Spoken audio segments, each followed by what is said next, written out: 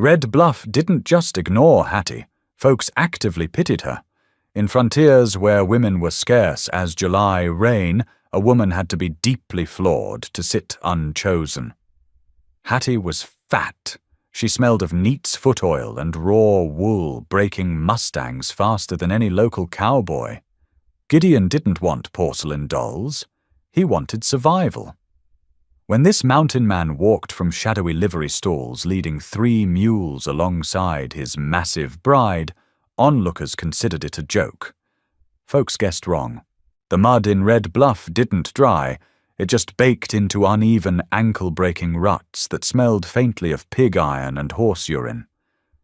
Gideon stood at the edge of the boardwalk, the soles of his worn leather boots gripping the warped pine planks. He hated this town. He hated the noise, the clatter of the tin stamp mill upriver, the shouting of drunken miners, the buzzing of blue-bottle flies over the butcher's waste bin. Up on the ridge, silence was a physical thing. Here the air was crowded. He needed salt. He needed powder lead and coffee. Most importantly, he needed 3 good mules to pack his winter haul of pelts down the mountain come spring. He didn't need a wife. He walked toward the livery at the far end of the street. The sun was a pale, hot dime in a bleached sky. Sweat trickled down the back of Gideon's neck, stinging the collar of his buckskin coat. He didn't take the coat off. A man didn't shed his skin just because the lowlands were boiling. The livery was a cavern of shadow and ammonia. Dust motes swam in the shafts of light, punching through the gaps in the roof. From the back stall came the sharp, rhythmic crack of a hammer on iron, followed by a low, steady voice. Gideon walked down the center aisle, pausing at the stall. Inside, a woman was shoeing a terrified roan gelding. She wasn't small. She was by the harsh standards of the frontier massive. Her shoulders were broad, her hips wide beneath a heavy, dust-caked denim skirt, and her arms bared to the elbow were thick with unhidden muscle and soft flesh.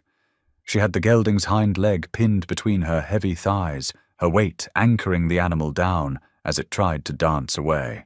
"Quit your fussing," she murmured. Her voice wasn't sweet. It was gravel and river mud. "It's just a nail, you big baby. Stand." The horse rolled an eye, showing white, but it ceased its trembling. The woman drove the nail home, clipped the end, and rasped the hoof smooth in 3 efficient, brutal strokes. She dropped the leg and straightened up, wiping a forearm across her brow. Her face was flushed shiny with sweat. She had a broad nose and a hard jaw. She saw Gideon standing there. She didn't gasp or cover herself. She just picked up a rag from the stall door and wiped the grease from her calloused hands. "You looking to buy or just looking to block my light?" she asked. "Need mules," Gideon said. His voice cracked. He hadn't spoken to another human being in 4 months. He cleared his throat and spat a dark glob of tobacco juice into the dirt. 3, sturdy. Not the broken-down nags your brother sells to the greenhorns." Hattie's eyes narrowed. They were pale, washed-out blue like a winter sky. She knew who he was. Everyone knew Gideon. He was a ghost story the town told itself. He came down once a year, traded furs, and vanished into the high country where normal men froze to death. "Jeb's drunk," Hattie said, stepping out of the stall. She walked with a heavy, rolling gait, feeling the ache in her lower back. She was 28. She felt 50. "If you want mules, you deal with me, but they ain't cheap." "Show me," Gideon said. She led him to the rear corral. The sun hit them like a physical blow. Hattie didn't flinch. She pointed out 3 mules, 2 browns, and a slate gray. Gideon walked into the pen. He didn't check their teeth first. He checked their eyes, then ran a hand down their legs, feeling for heat in the joints. "The gray favors his left front," Gideon said, turning his head. "Only on pavement," Hattie countered instantly. "Take him on dirt, he's sound. He's got a thick wall on that hoof, needs trimming different. I do it myself. You put standard shoes on him, sure he'll limp. Leave him barefoot in the snow, he'll outpull the other two combined. Gideon paused. Most women he'd met in the settlements talked about ribbons, or the dust in the church house, or didn't talk at all, cowed by their husbands. This woman talked about hoof walls and traction. He looked at her, really looked at her. Her hair was a dull, mousy brown, escaping in frizzy strands from a tight braid. Her blouse was strained across her heavy chest. She caught him looking. A familiar, dark defense mechanism shuttered over her eyes. She crossed her thick arms. $40 for the 3. She said, her tone suddenly biting. Take 'em or leave 'em, mountain man. I got stalls to muck. Gideon didn't care about her weight. He cared about the way she handled the roan. He cared about the fact that she didn't smell like cheap lavender water. She smelled like raw wool and hard work. Your brother. Gideon started slowly testing a thought that had just formed in the dark, practical corners of his mind. He the one leaving you to do all the heavy lifting while he drinks up the profits at the saloon? Hattie's jaw tightened. My brother owns this livery. I just work it. He ever plan on letting you own a piece? I'm a spinster. She said the word tasting like copper in her mouth. She hated saying it, but it was a fact like a broken spoke or a lame horse. Women like me don't own businesses in Red Bluff. We just die in the back rooms of them. Gideon rubbed his bearded jaw. The beard was coarse, graying at the edges. He was tired. The winters were getting longer. Last year he had broken 2 fingers in a trap and had to set them himself with a piece of firewood and a leather strap. If he broke a leg this winter, he would die in his cabin and the wolves would pull his bones through the floorboards. He needed a partner, not a lover, a workhorse. You want out of Red Bluff? Gideon asked. Hattie laughed. It was a harsh barking sound. Where am I going to go? I'm built like a rain barrel, mister. The mail order catalogues don't want me. The miners want saloon girls. I'm stuck here until I drop dead in the hayloft. Come up the mountain with me, Gideon said. The wind blew a dust devil across the corral. A horse snorted. Hattie stopped laughing. She looked at him, searching his weathered, leathery face for a joke. She found nothing but flat, cold seriousness. Excuse me, I need someone to manage the stock. I got 6 horses, and if I buy these 3 mules, I trap, I hunt. I ain't got time to tend the animals the way they need tending. You know horses. You ain't afraid of work. He paused, looking down at his dusty boots. I ain't looking for a romantic arrangement. I'm looking for a wife on paper. It keeps the town from talking. You get a cabin half my furs, and you never have to muck your brother's stalls again. Hattie felt a flush of heat rise in her thick neck. Part of her wanted to slap him, the sheer transactional audacity of it. I ain't looking for a romantic arrangement. She knew what that meant. I don't want to touch you. She looked at her hands. The knuckles were swollen. She thought of Jeb, who would stumble in tonight, demand the ledger, and yell at her for spending too much on oats. She thought of the 50 more years she might live confined to this dusty, ammonia-soaked prison. I eat a lot, she said softly, staring at the ground. It was her deepest shame, voiced into the open air. I shoot elk, Gideon replied evenly. Meat ain't a problem. Hattie looked up. Her pale eyes met his dark ones. I ain't climbing down from that mountain if I go up. I ain't asking you to. $50. Hattie said, her voice shaking slightly, but her chin jutting out. You pay Jeb $50. He'll think he's selling the mules and throwing me in for a laugh. But the paper we signed at the courthouse says I own half of whatever you got. Gideon reached into his coat and pulled out a leather pouch. It clinked heavily. Deal, he said. The trail was steep, a brutal zigzag of loose shale and exposed pine roots. The air grew thinner with every hour, losing the baked metallic smell of the town and taking on the sharp, sterile scent of ozone and evergreen. Hattie rode the grey mule. Gideon rode a massive ugly bay horse leading the pack string. Hattie's inner thighs were screaming. She knew how to ride, but she hadn't been in a saddle for more than a quick jaunt in years. Her weight pressed heavily into the leather, the pommel digging into her stomach on the steep inclines. Sweat pooled beneath her heavy wool dress, trickling down her spine. The corset she had worn for the courthouse ceremony felt like a cage of iron bands crushing her ribs. She wanted to unlace it. She wanted to scream. She did neither. She set her jaw and focused on the mule's ears, reading its mood, shifting her bulk carefully to help the animal balance on the treacherous scree.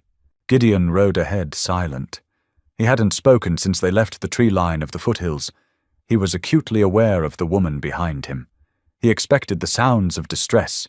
He expected the whining, the heavy breathing, the demands to stop and rest. Every time he glanced back, ready to offer a grudging break, he saw her sitting heavy and square, her face pale, her jaw clamped shut. Stubborn, he thought. As the sun began to dip behind the jagged peaks, casting long purple shadows across the valley below, the temperature plummeted. It went from a comfortable autumn heat to a biting, bone-deep chill in the span of 30 minutes. "We camp here," Gideon called back, pulling the bay up into a small clearing sheltered by a massive outcropping of granite. Hattie didn't answer. She waited for her mule to stop completely before heavily dismounting. Her legs turned to water the moment her boots hit the earth. Her knees buckled, and she fell hard against the mule's shoulder, catching herself by grabbing a fistful of coarse mane. She hissed in pain. Gideon turned in the saddle, his hand resting on his rifle scabbard. He watched her recover, pushing herself upright, refusing to look at him. "You ain't used to altitude." Gideon said, his voice flat. He wasn't comforting her, he was stating a fact. "I'm fine." Hattie wheezed. She began unbuckling the mule's cinch with stiff, clumsy fingers. Gideon dismounted and walked over, slapping her hands away. "Leave it, I'll unpack." "I ain't a cripple." Hattie snapped, her voice rising in sudden defensive anger. She shoved her broad shoulder against his chest. It was like shoving a brick wall, but he took a step back in surprise. "I pull my weight. You bought a partner, remember? You tend the horses. I'll tend the mules." Gideon stared at her. In the fading light, her face was drawn, smudged with dirt and sweat. Her eyes were defiant. "Suit yourself." He grunted, turning away. For the next hour, the only sounds were the clinking of buckles, the soft tearing of grass as the animals grazed on long tethers, and the snapping of dry wood. Hattie stripped the heavy packs off the mules, her muscles burning. She rubbed down the grey's legs, feeling for the heat she knew would be there. She found a flat rock and sat heavily on it, her lungs burning in the thin air. Gideon built a small, smokeless fire out of dry squaw wood. He didn't ask if she was hungry. He just filled a dented tin pot from his canteen, threw in a handful of coarse coffee grounds, and set it on the coals. Next to it he placed a small cast-iron skillet, dropping in a lump of bear fat and a thick slab of salted venison. The smell of the melting fat hit Hattie's stomach like a fist. She realized she hadn't eaten since yesterday morning. Gideon handed her a tin plate. The meat was tough, salty, and burned on the edges. To Hattie it tasted like salvation. She ate quickly, mechanically, chewing the tough fibers until her jaw ached. Gideon sat on a log opposite her, nursing a cup of black coffee. The firelight flickered across his face, highlighting the deep grooves around his mouth and the pale scar that slashed through his left eyebrow. "You handle a pack saddle better than most men," Gideon said quietly. The wind hissed through the pines above them. Hattie stopped chewing. She swallowed hard, washing the meat down with a gulp of bitter coffee. "My father bred draft horses before he died. Taught me how to balance a load. If the weight shifts, it rubs the spine. Rubs the spine, the animal goes lame. Animal goes lame, you walk." Sound logic. Silence stretched between them again. It wasn't entirely comfortable, but it lacked the prickly hostility of the town. Hattie looked down at her empty plate, tracing the scratches in the tin with a thick fingernail. "Why me?" she asked. Her voice was barely above a whisper. "Really? There were widows in Red Bluff. Women who wouldn't break the back of your mule. Women who look right." Gideon didn't look at her. He stared into the glowing orange coals of the fire. "I had a wife once," he said. The words seemed to require physical effort to push out of his throat. "A long time ago. Pretty thing. Thin as a willow switch. Brought her up here. First winter she got sick. The cold got into her chest and she just faded out. Shrank to nothing." He took a slow sip of coffee. "I ain't looking for pretty, Hattie. Pretty dies up here. I need something rooted to the ground. I need someone who won't blow away in the first gale." He didn't mean it as an insult, but the bluntness of his words stung her pride. She was a boulder to him, a heavy object to block the wind. Hattie set her plate on the rock beside her. "I'm going to sleep," she said stiffly. She laid out her bedroll near the fire, struggling awkwardly to arrange her heavy limbs beneath the wool blankets. The ground was hard cold and unforgiving. She lay on her back, staring up at the canopy of black pine needles and the cold, diamond-hard stars beyond them. She listened to Gideon breathing on the other side of the fire. She was a married woman. She was lying on the side of a mountain with a man who had bought her like livestock. And yet for the first time in 10 years, no one was laughing at her. They reached the cabin on the evening of the third day. It wasn't a home. It was a fortress. Built of thick, unpeeled pine logs, chinked with mud and horsehair, it sat in a bowl-shaped valley, surrounded by towering granite peaks. A sturdy lean-to for the animals was attached to the leeward side, banked with earth to hold in the heat. When Gideon pushed the heavy plank door open, the smell hit Hattie instantly. It was a dense, masculine odor of old wood-smoke-dried blood, rendering fat and unwashed wool. The cabin was a single, large room. A stone hearth dominated one wall. A rough-hewn table, 2 chairs, and a rope bed built into the corner completed the furnishings. "It ain't much," Gideon said, striking a sulphur match and lighting an oil lantern on the table. "It's a roof," Hattie replied. She didn't wait for permission.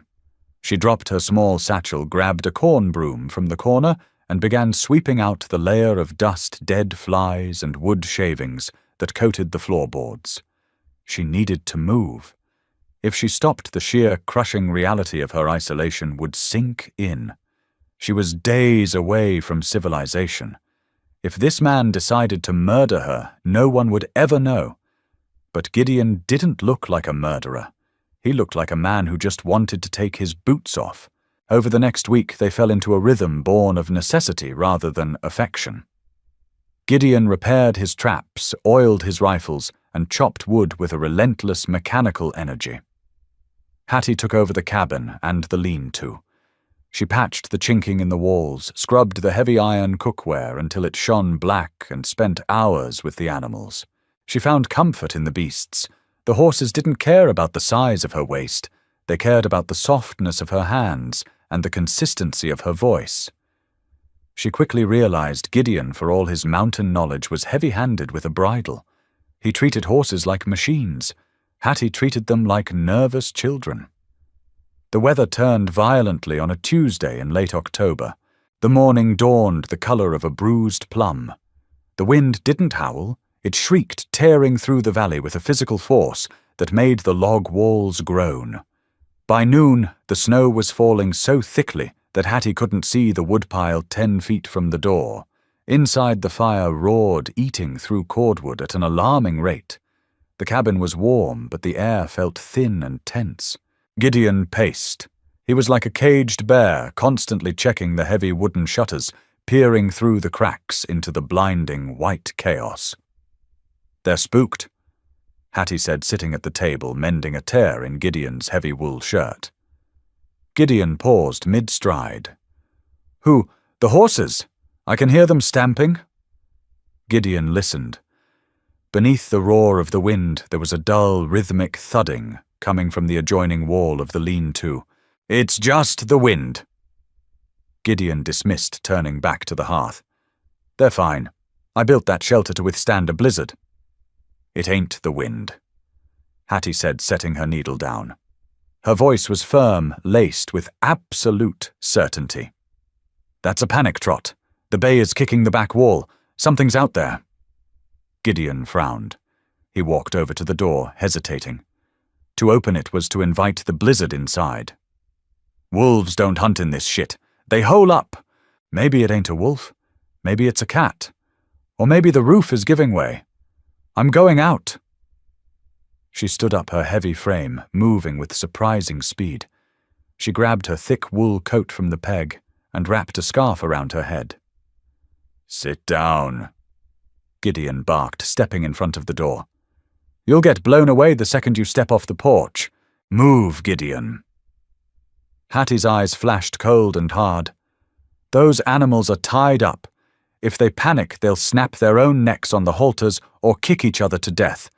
You might know how to shoot a bear, but you don't know shit about horse panic. Move." Gideon stared at her. She was a foot shorter than him, but she looked immovable. An immovable object in a wool coat. He stepped aside, grabbing his rifle and his own coat. "I'm right behind you." Hattie threw the latch and pulled the door inward. The storm hit them like a physical blow. The wind screamed into the cabin, bringing a blast of blinding, freezing white. Hattie shoved her way out onto the porch, putting her shoulder into the wind, forcing her heavy body forward. The snow was already knee-deep.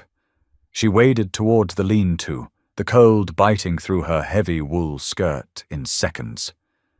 Gideon was a dark shape beside her, the rifle held awkwardly against his chest.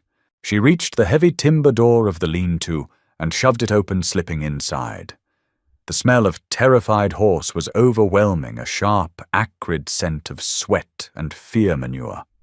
The darkness was absolute, save for the pale light filtering through the snow-drifted cracks. The bay horse was rearing its hooves, crashing against the timber wall, eyes rolling white. The mules were screaming, pulling back on their lead ropes, choking themselves. "Get a lantern!" Hattie yelled over the noise, pushing past Gideon. She didn't hesitate. She didn't think about the flying hooves that could easily crack her skull. She waded directly into the chaos. "Whoa, son! Whoa now!" She bellowed, her voice cutting through the panic with deep, resonating authority. She moved toward the massive bay. It reared again, its iron-shod hooves flashing inches from her face. Hattie didn't flinch. She lunged forward, using her own massive weight. She slammed her broad shoulder directly into the horse's chest, grabbing the halter with both hands and dragging its head down by sheer brute force. "I said stand!" she roared. The impact of her heavy body, combined with the absolute dominance in her voice, shocked the animal. The bay froze, trembling violently, its chest heaving. Hattie kept her weight pressed against him, wrapping her thick arms around his neck, burying her face in his coarse mane. She began to hum. It was a low vibrational sound deep in her chest. Gideon stumbled in a moment later, shielding a flickering oil lantern beneath his coat. The yellow light threw frantic, monstrous shadows against the walls. He leveled the rifle, looking for a predator. "Ain't no cat," Hattie said, breathless. She was still holding the bay down, gently stroking its neck, her voice dropping to a soothing murmur. "The wind blew a piece of tin roofing off your shed. It's banging against the back wall. Sounds like gunfire to them." Gideon stood frozen, holding the lantern. He watched his wife. Her coat was torn. Her hair was a wild, wet mess plastered to her face. She was breathing heavily, her massive chest rising and falling against the side of the half-ton animal she had just wrestled into submission. He had seen men try to muscle a panicked horse. They usually ended up with broken ribs or trampled to death.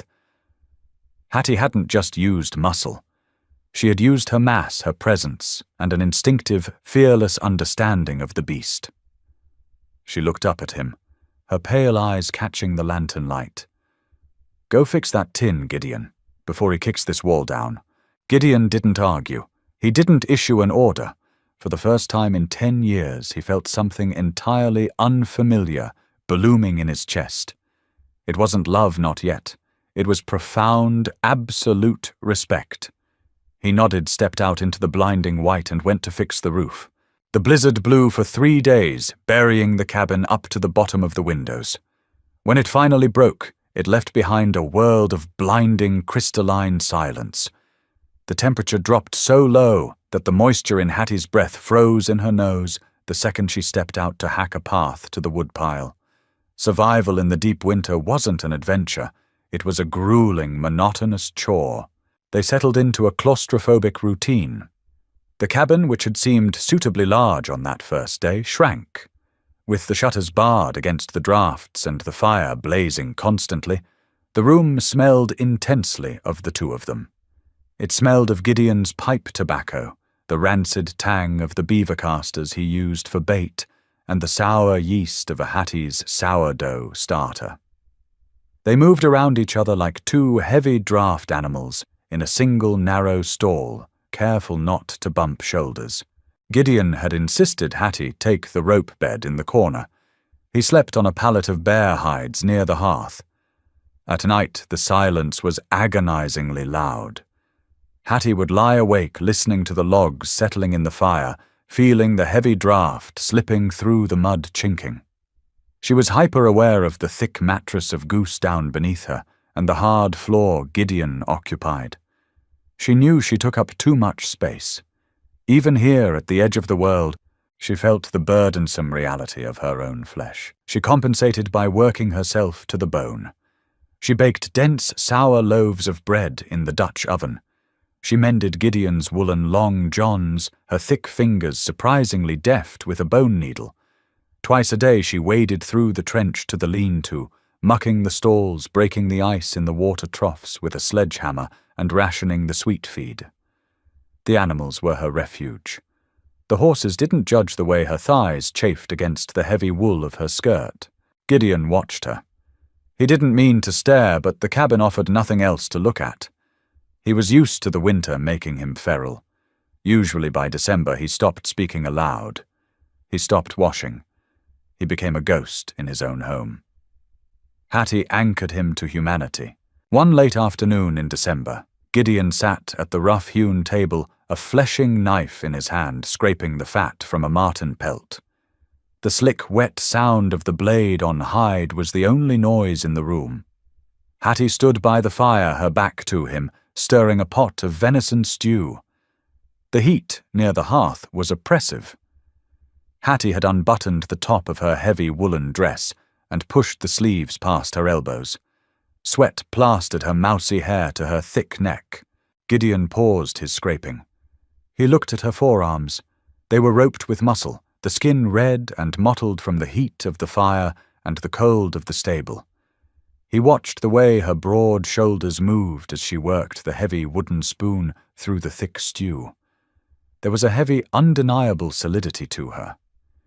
His first wife had been a hummingbird, vibrating with nervous energy, until the cold had simply snapped her hollow bones.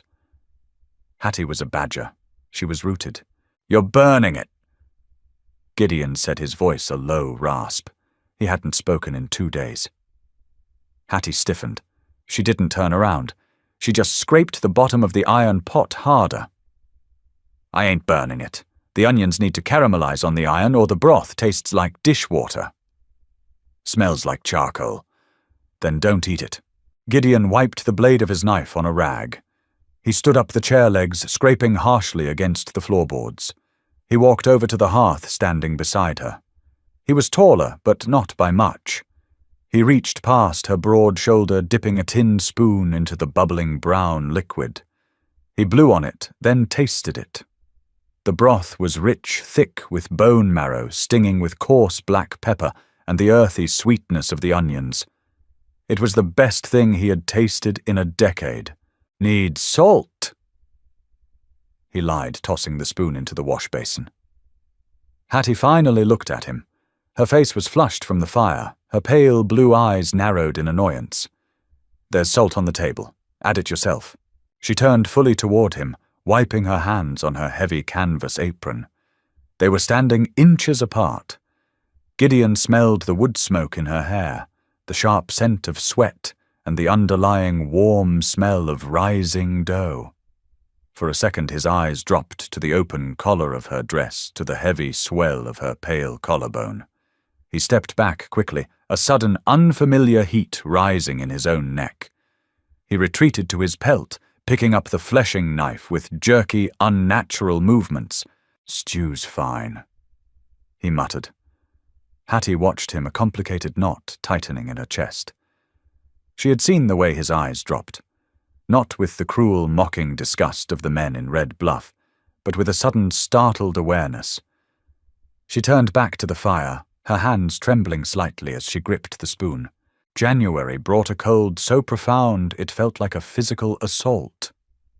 The timber wolves moved closer to the cabin, driven by starvation, their howls echoing off the granite walls of the valley like breaking glass. Gideon had a trap line set along the frozen creek bed, a 5-mile loop he checked twice a week. It was dangerous work in the deep freeze. A snapped ankle out there meant a slow, freezing death. He left on a Thursday morning, the sky the color of dirty iron. "Leave the grey mule," Hattie had told him, handing him a bundle of hardtack and frozen jerky. "The crust on the snow is too sharp. It'll cut his fetlocks to ribbons. I need him to pack out." Gideon argued, tightening his snowshoes. "You pack out what you can carry. If you take that mule, I'll be doctoring his legs for a month. Leave him." Gideon had glared at her, but he left the mule. By nightfall, the wind picked up, howling down the chimney and making the flames in the hearth dance violently. Gideon wasn't back. Hattie sat at the table, her mending abandoned. The old tin clock on the mantel ticked off the seconds. 7 o'clock. 8. 9. Mountain men didn't get lost. They didn't take shelter unless they were forced to. If Gideon wasn't back by dark, he was in the ground. At 10 o'clock, Hattie stood up. She didn't panic.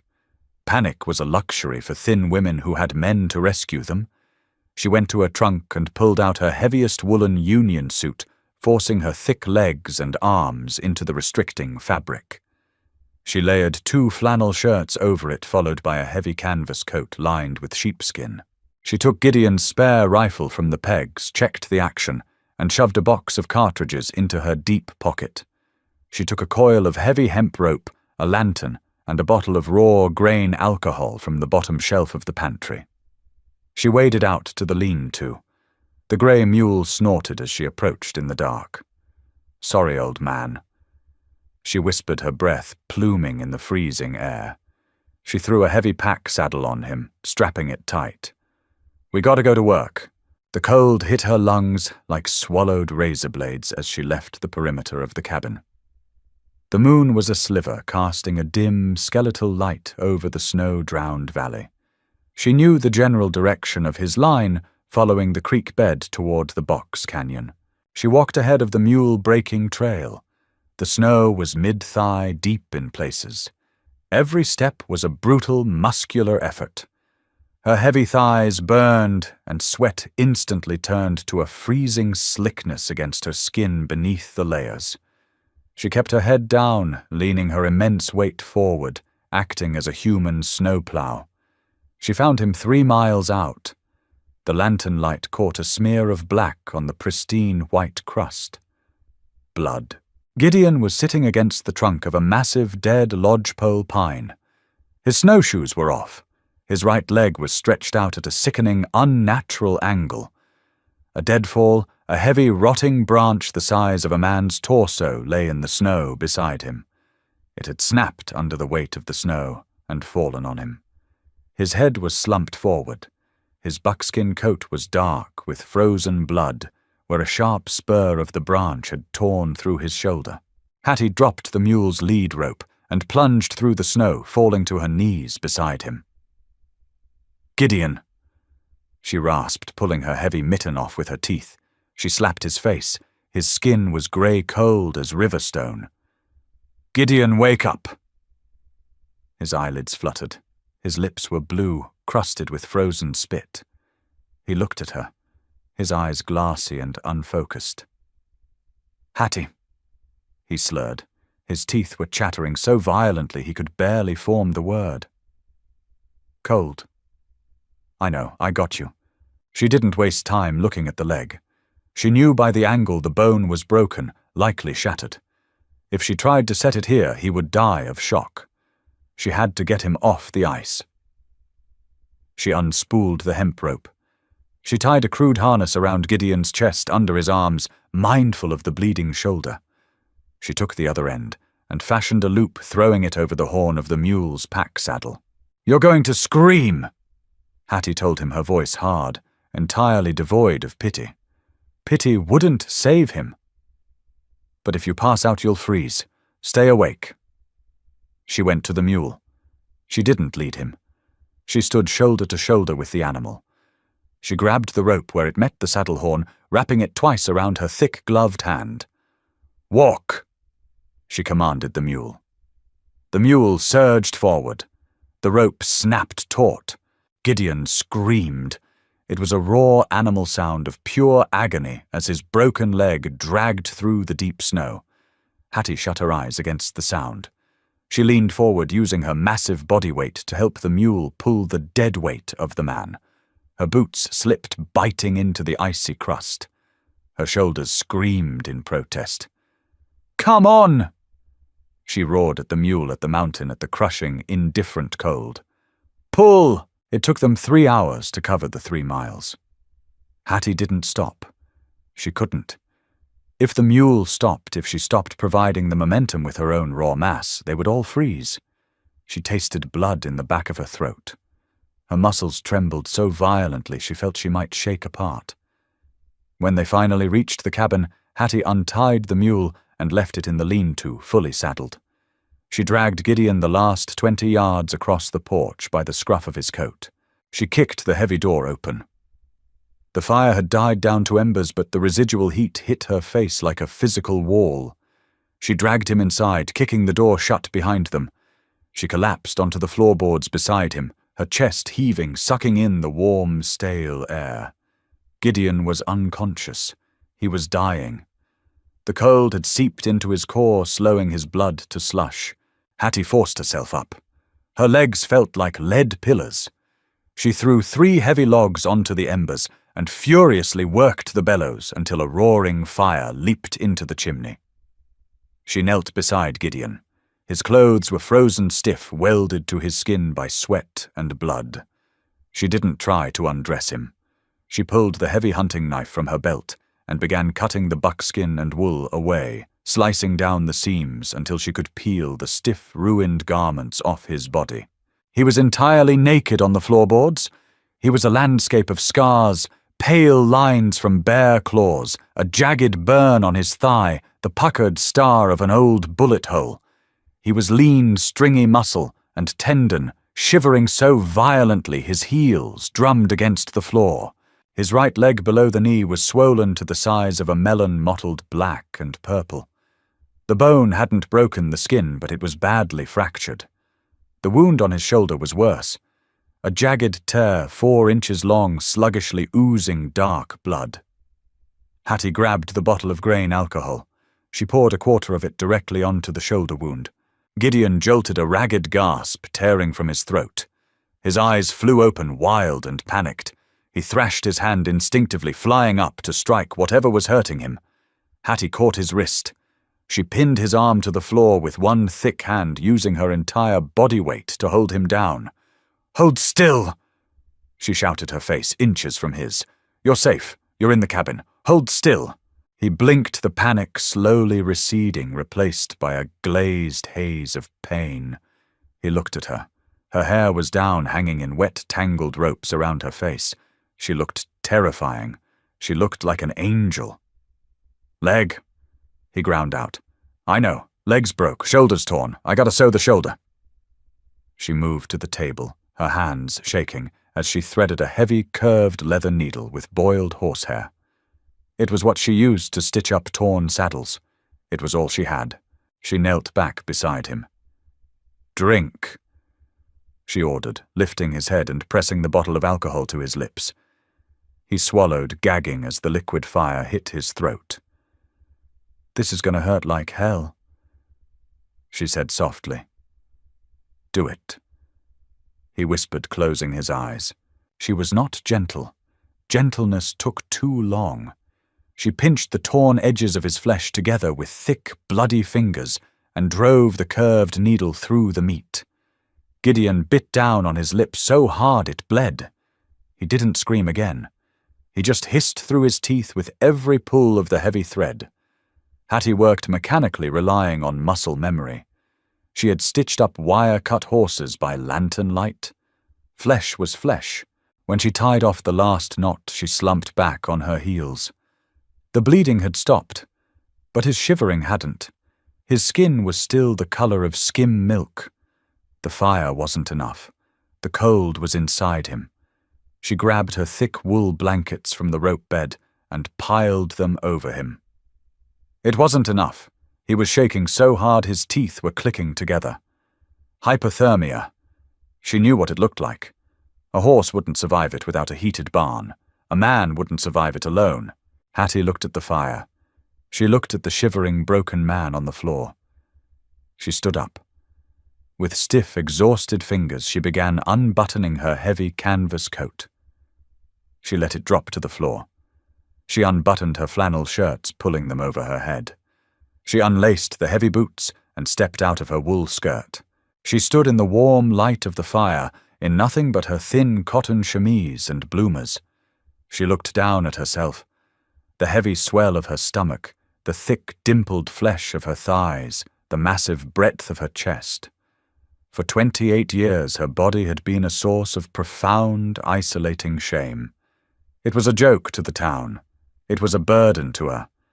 Right now it was a furnace. She lifted the edge of the heavy wool blankets and slid underneath them, lying down on the hard floor beside Gideon.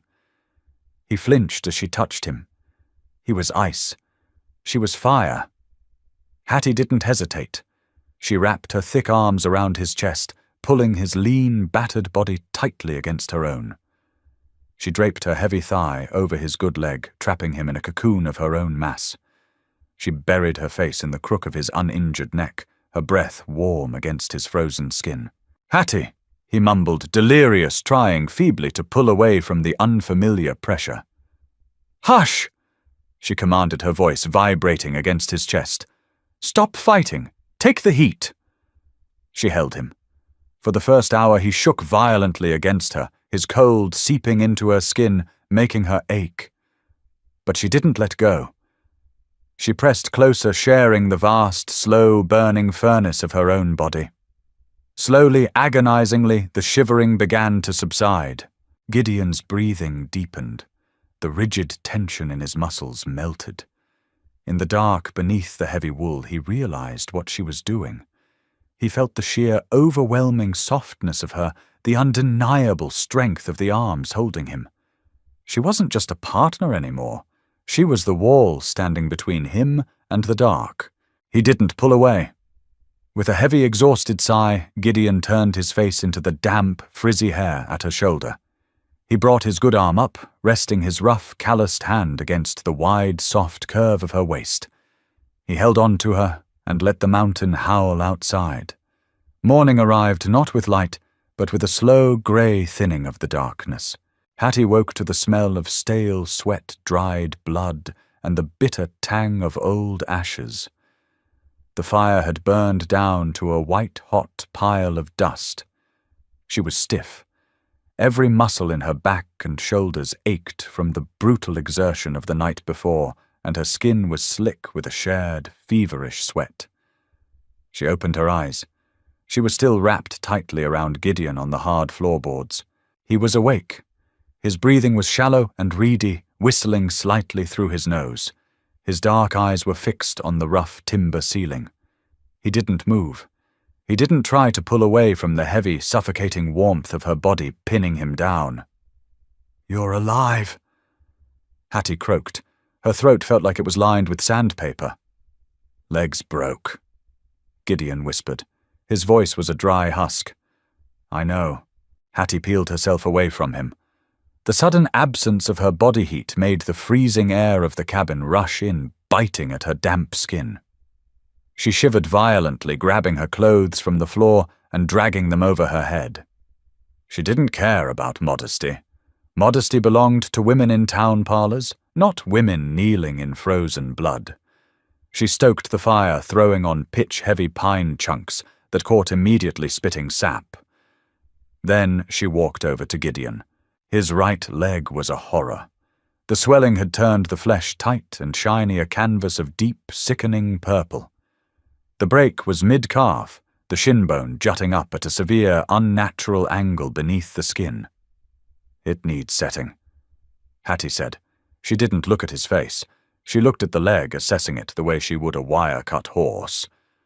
"I can't pull it," Gideon said. "No leverage." "I'll pull it." Gideon finally looked at her. His face was drawn, deeply lined with exhaustion and pain. "It takes a lot of force, Hattie. The muscles are contracted around the break. You got to pull the leg straight, then push the bone down. If you slip, it splinters the marrow." "I know how a fracture works," Hattie said flatly. "I set a foal's leg 2 springs ago. You ain't a foal, but the mechanics are the same." She didn't wait for his permission. She went to the woodpile and selected 2 straight, flat pieces of split oak. She took the rest of the grain alcohol, a clean linen rag, and her heavy coil of rope. She sat at his feet. She took off her boots. "What are you doing?" Gideon asked, his chest hitching as a spasm of pain rocked his leg. "I need traction," Hattie said. She slid down, planting her thick, bare feet firmly against the meat of his upper thighs, bracing herself. She leaned forward, grabbing his ankle with both of her large, calloused hands. Her grip was like a vice. "Gideon," she said, her voice dropping to that deep, vibrating register she used on terrified animals. "Bite down on your coat." He grabbed a fistful of the ruined buckskin he had worn yesterday and shoved it between his teeth. He nodded once. Hattie didn't count to 3. Anticipation made muscles tense. She simply locked her elbows, pressed her feet into his thighs, and threw her entire massive upper body weight backward. Gideon's eyes rolled back in his head. A muffled, guttural roar tore through the leather in his mouth. The sound of the leg pulling straight was sickening, a wet, heavy grating of cartilage and bone scraping against bone. Hattie gritted her teeth, ignoring his agony. She pulled harder, her shoulders screaming until she felt the horrible resistance give way. With a final sickening pop, the tibia snapped back into alignment beneath the swollen skin. She immediately released the tension, lunging forward to clamp her hands around the calf, holding the bone in place. "It's in." She panted, her face inches from his knee. "It's straight." Gideon didn't answer. He had passed out, his head lolled to the side, spit pooling at the corner of his mouth. Hattie worked fast. She bathed the leg in the freezing alcohol, bound it tightly with the linen, and strapped the oak splints to either side, securing them with heavy twine. When she was finished, she sat back on her heels, wiping her bloody hands on her heavy canvas skirt. She looked at the unconscious man on the floor. For the first time since he walked into the livery in Red Bluff, she didn't see a transaction. She saw a man who had trusted her with his life, knowing full well she was just the fat girl nobody wanted. She picked up his good arm, feeling the steady thumping pulse at his wrist. "You're stuck with me now, mountain man," she whispered to the empty room. February crept into March with agonizing slowness. The snow stopped falling, but the cold deepened, locking the valley in a pristine, impenetrable cage of ice. The dynamic in the cabin shifted completely and irreversibly. Gideon was confined to the rope bed. The fever from the torn shoulder had burned off after a terrifying 3 days, but the leg kept him immobile. A mountain man who couldn't walk was a dead man. He knew it, and he knew that the only reason he was breathing was the heavy-set woman currently hacking at a frozen side of venison on the table. Hattie became the master of the homestead. She chopped the wood, her heavy axe swings echoing off the granite cliffs.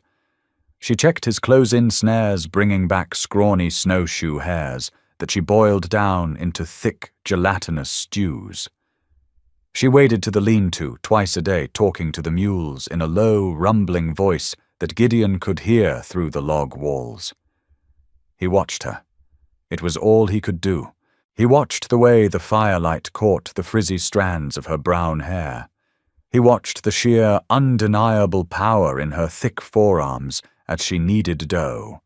He saw the way she favored her left knee when the cold was particularly bitter, a silent testament to the toll the labor was taking on her joints. She didn't complain. Not once. But she didn't soften either. She was a woman built for endurance, not comfort. "You're chopping the kindling too thick," Gideon rasped one afternoon. He was sitting up in bed, whittling a piece of soft pine with his hunting knife, just to keep his hands busy. Hattie dropped an armful of wood into the bin next to the hearth with a heavy clatter. She wiped a line of sweat from her broad forehead with the back of her wrist. "It burns fine," she said curtly. "It smoulders, makes the chimney smoke." "Then get up and chop it yourself." Gideon fell silent. The knife paused on the wood. It wasn't a malicious retort. It was a pure, unfiltered statement of fact. He couldn't. He was entirely at her mercy. Hattie sighed, instantly regretting the sharpness of her tongue. She walked over to the wash basin, dipping a rag into the freezing water and pressing it to her neck. "I'm sorry," she muttered. The grey mule threw a shoe. "I spent an hour trying to tack it back on in the dark. I'm tired." Gideon looked at her back. The heavy wool of her dress strained across her broad shoulders. "You don't have to apologize to me, Hattie. You're doing the work of 2 men. Hattie turned around, her pale eyes narrowing. "I ain't doing it for praise, Gideon. You bought a partner. You paid $50 for a workhorse. I'm just fulfilling the contract." Her words hit him like a physical blow. The cynical, transactional nature of their arrangement, the very thing he had proposed, now tasted like ash in his mouth. "Is that all this is to you?" Gideon asked quietly. Hattie stiffened. She looked away, staring into the flickering flames of the hearth. "What else would it be? I ain't stupid, Gideon. I know what I look like. I know why you picked me. You needed someone who wouldn't break someone, who wouldn't expect a romantic, soft life. You got what you paid for. I picked you because of the way you handled that roan in the livery." Gideon corrected, his voice hardening. "I picked you because you were the only person in that town who looked me in the eye instead of staring at the floor. And because I'm big enough to pull a plow if the mules die?" Hattie snapped, crossing her thick arms defensively across her chest. Gideon didn't argue. He carefully set his knife down on the side table. He reached over, pulling the heavy wool blanket off his ruined leg. "Come here," he said. Hattie didn't move. "I got stew to stir. Hattie, come here." It wasn't an order. It was a request laced with a vulnerability she had never heard from him. She walked over slowly, standing at the foot of the bed. She looked enormous in the small space, a physical barrier between him and the rest of the world. Gideon reached out. His calloused, scarred hand grasped her thick wrist. He didn't pull her down. He just held her arm. "When the deadfall hit me," Gideon said, his voice dropping to a low rumble, "I lay there in the snow, and I thought about the cold. I thought about how it was going to stop my heart. But mostly I thought about the fact that I was going to leave you up here alone." He ran his thumb over the pulse point on her wrist. Her skin was rough, chapped from the wind, smelling of pine pitch and horse sweat. "I didn't buy a workhorse, Hattie. I bought a chance to survive. But you dragging me through 3 miles of deep snow, that wasn't in the contract. Laying naked on a freezing floor to keep my blood moving, that wasn't in the contract." Hattie's throat tightened. A hard, painful lump formed behind her sternum. She tried to pull her hand away, terrified of the crack forming in her iron-clad cynicism. If she believed him, if she let herself feel something other than duty, the inevitable disappointment would destroy her. Gideon didn't let go. He held her wrist firmly.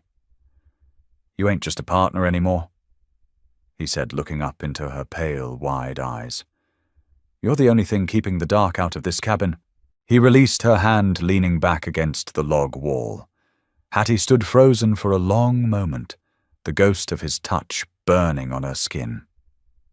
She didn't say anything. She turned sharply and went back to the fire, stirring the stew so aggressively the broth splashed onto the iron hearth. But that night, when she lay on her pallet on the floor, she didn't turn her back to the bed. She lay facing him in the dark, listening to the steady rhythm of his breathing, entirely terrified of the spring. The mountain didn't surrender to spring. It fought it violently. April brought torrential rains that turned the snowpack into a treacherous, sliding mush. The creek swelled, roaring with a deafening fury, and the smell of wet earth, rotting pine needles, and thawing mud permeated the cabin. Gideon was out of bed. He had whittled a heavy crutch out of a hickory branch and padded the armpit with a scrap of sheepskin. He hobbled around the cabin, useless and frustrated, watching Hattie prepare for the descent. The contract was clear. Winter was over. The pelts were cured and bundled. Hattie was in the lean-to, brushing the heavy winter coat off the grey mule. The air was thick with flying hair and the smell of ammonia. She worked methodically, her heavy hands moving with practiced grace over the animal's flanks. Gideon stood in the doorway, leaning heavily on his crutch. The mud sucked at the tip of the wood. "You're packing them tight," he observed. "The trail is washed out in 3 places." Hattie replied, not turning around. "If the loads shift on the scree, they'll go over the edge. Have to balance the beaver pelts against the traps." She grabbed a heavy canvas sack and hefted it onto the pack saddle, securing it with a diamond hitch. She threw her weight into the rope, pulling it taut with a grunt of effort. "I counted the bundles," Hattie said, her voice meticulously neutral. 60 pelts. Half is 30. If prices are what they were last fall, that's almost $200. Gideon's jaw tightened. "You calculating your buyout?" Hattie stopped brushing the mule. She rested her thick forearms on the animal's back and finally looked at him. The winter had leaned him out, carving deep hollows under his cheekbones, but his eyes were sharp. "A deal's a deal," Hattie said. Her voice lacked its usual gravelly bite. It just sounded tired. "You need the mules to pack the furs down to Red Bluff. Once they're sold, I take my half. You keep the animals. You can hire a boy from town to help you next winter. Someone who don't eat so much."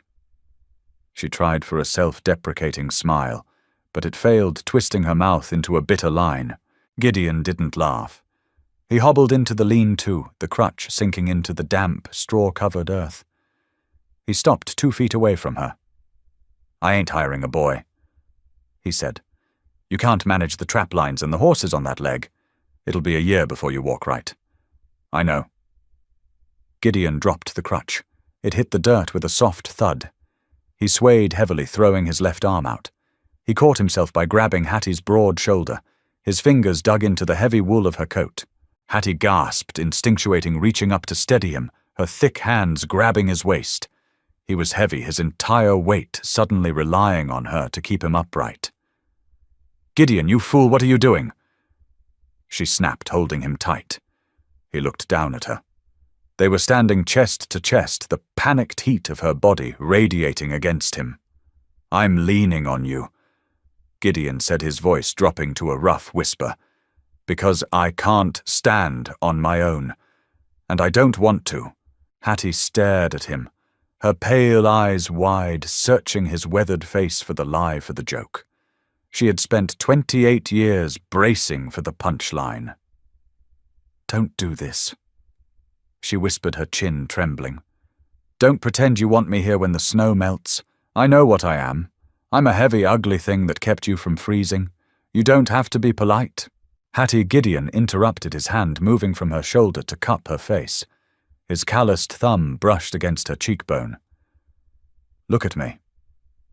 She forced herself to meet his eyes. "You think I care about the town. You think I care about what the lowlanders think is pretty." Gideon's thumb dragged across her jawline. "I lived in the dark for 10 years. You broke my leg straight with your bare hands. You dragged me through 3 miles of ice.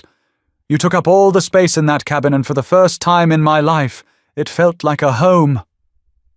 He leaned in his face inches from hers. He smelled of wood smoke, old leather, and rain.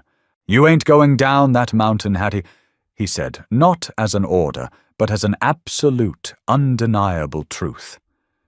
"Because I'm not letting my wife go." Hattie's breath hitched.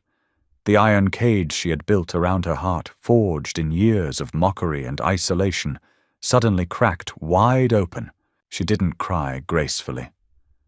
She let out a harsh, jagged sob, her thick arms wrapping around his waist, pulling his lean body flush against hers. She buried her face in his neck, clutching the back of his buckskin coat like a drowning woman. Gideon held her. He wrapped his arms around her broad back, burying his face in her frizzy, dusty hair. He closed his eyes, feeling the sheer, unmovable solidity of the woman in his arms. Outside, the spring rain washed the mud from the high trail. They didn't hear it. They stood in the warm, dark stable, surrounded by the quiet breathing of the animals, perfectly anchored to the earth. That concludes the rugged, unforgettable journey of Hattie and Gideon. What started as a cold, transactional bargain for survival blossomed into a deep, unshakable partnership built on raw strength and mutual respect. Hattie proved that true worth isn't found in a mirror, but in the grit it takes to weather the deadliest storms. If you loved this deeply human Western tale, please hit that like button, subscribe to our channel, and share this video with fellow story lovers. We want to hear from you. What was your favorite moment in the cabin? Drop a comment below, and we'll see you in the next story.